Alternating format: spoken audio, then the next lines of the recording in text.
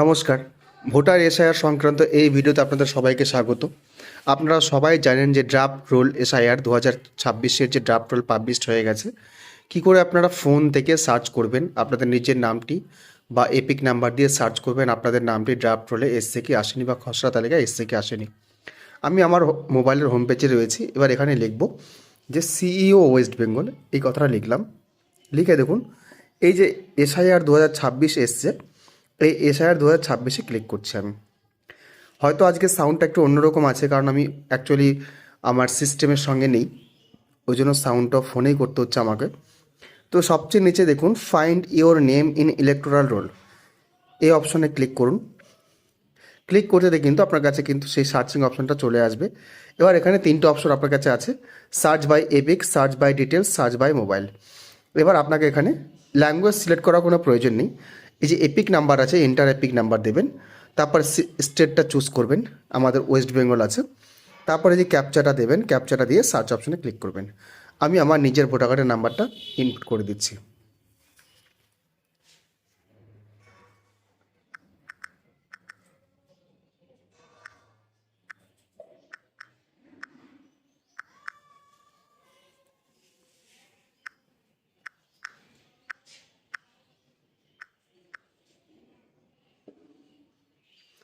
দেখুন সার্চ করতে কিন্তু আমার সামনে আমার ডিটেলসটা কিন্তু চলে এসছে।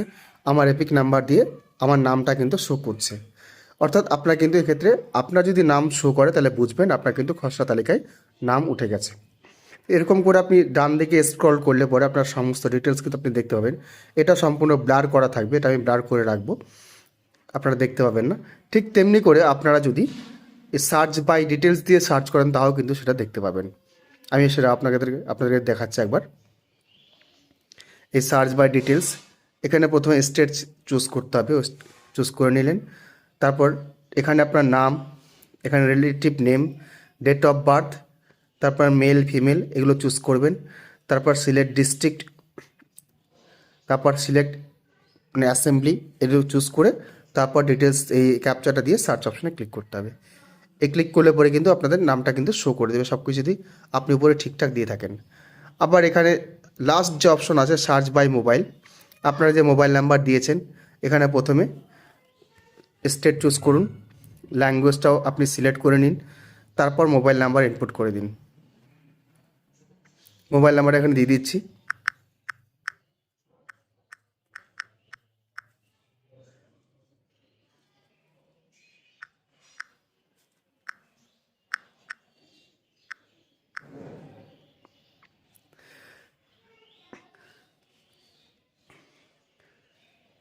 এবার দেখুন নিচে সেন্ড ওটিপি আছে, সেন্ড ওটিপিতে ক্লিক করে দিচ্ছি। ওটিপি পাঠিয়ে দেওয়া হয়েছে, আমি ওটিপিটা ইনপুট করে সার্চ অপশনে ক্লিক করছি।